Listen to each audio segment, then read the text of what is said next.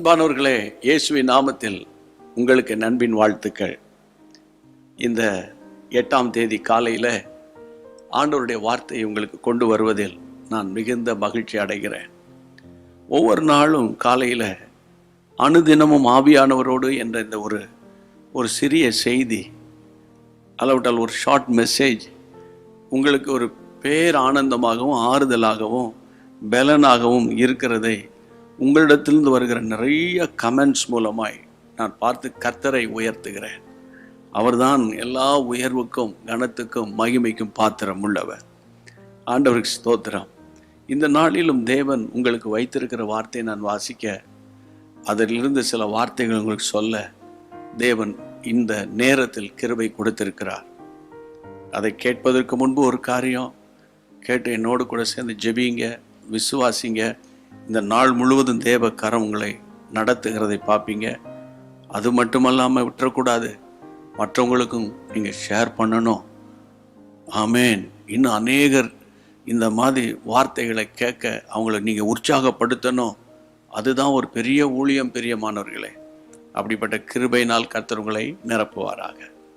சரி, நீங்கள் இப்போது இந்த வார்த்தையை கேளுங்க. 2 கொரிந்தியர் 1ஆம் அதிகாரம் 4ஆம் வசனம். 2 கொரிந்தியர் 1ஆம் அதிகாரம் 4ஆம் வசனம். தேவனால் எங்களுக்கு அருளப்படுகிற ஆறுதலினாலே எந்த உபத்திரவமாகிலும் அகப்படுகிறவர்களுக்கு நாங்கள் ஆறுதல் செய்ய திராணி உள்ளவர்களாகும்படி எங்களுக்கு வரும் சகல உபத்திரவங்களிலும் அவரே எங்களுக்கு ஆறுதல் செய்கிறவர். எங்களுக்கு வரும் சகல உபத்திரவங்களிலும் அவர்தான் எங்களுக்கு ஆறுதல். அன்பான தேவனுடைய பிள்ளையே, பரிசுத்த ஆவியானவர் யார் தெரியுமா?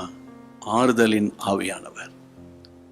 ஆமா, மனுஷன் ஆறுதல் படுத்துவதற்கும் ஆவியானவர் உங்களை ஆறுதல் படுத்துறதுக்கும் வித்தியாசம் இருக்கு.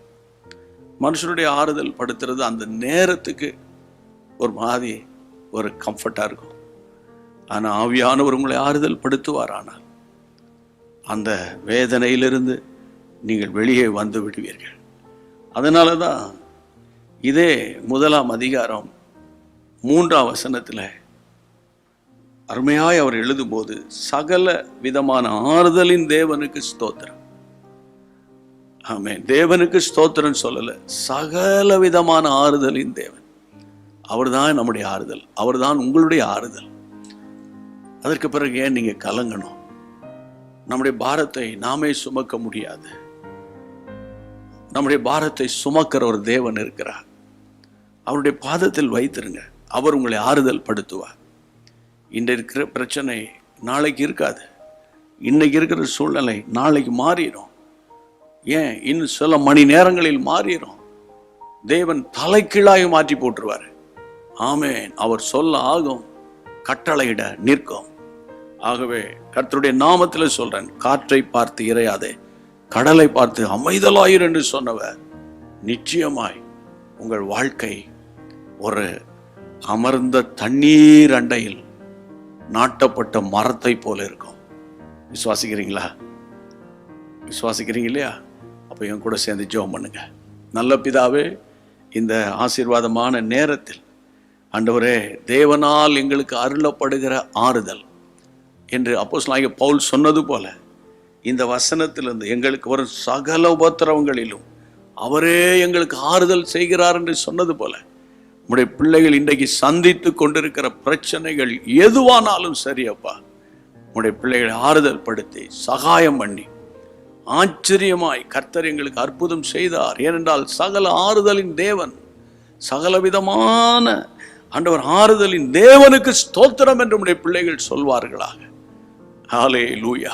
நித்திய மகிழ்ச்சி உம்முடைய பிள்ளைகள் தலையின் மேல் வந்து தங்குவதாக.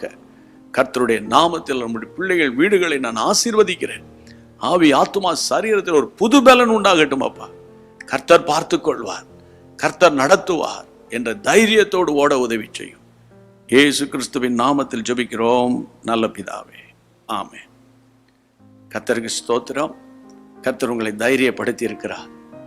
தேவனுடைய கரத்திலே உங்களை ஒப்பு கொடுத்து நான் ஜெபம் பண்ணிட்டேன். நீங்களும் அர்ப்பணிச்சிட்டீங்க. இனி கர்த்தர் நடத்துவார். அந்த ஒரு வார்த்தை மாத்திரம் சொல்லுங்க அடிக்கடி, கர்த்தர் நடத்துவார். ஆச்சரியமான பதிலை நீங்க பார்க்க போறீங்க. God bless you. மீண்டும் சந்திப்போம். அன்பான தேவனுடைய பிள்ளைகளே, இச்செய்தி உங்களுக்கு மிகுந்த ஆசீர்வாதமாக இருந்ததென்று நாங்கள் நம்புகிறோம். தொடர்ந்து எங்கள் செய்திகளை கேட்டு கர்த்தருக்குள் ஆசீர்வதிக்கப்பட ஜீசஸ் மீட்ஸ் மினிஸ்ட்ரீஸ் என்கிற எங்கள் யூடியூப் சேனலை சப்ஸ்கிரைப் செய்யுங்கள். மேலும் உங்கள் ஜெப உதவிக்கு எங்களோடு நீங்கள் தொடர்பு கொள்ள வேண்டிய தொலைபேசி எண் 9841252836 மற்றும் 7299546363. Email gpsrobinson@hotmail.com. கர்த்தர் உங்களை ஆசீர்வதிப்பாராக.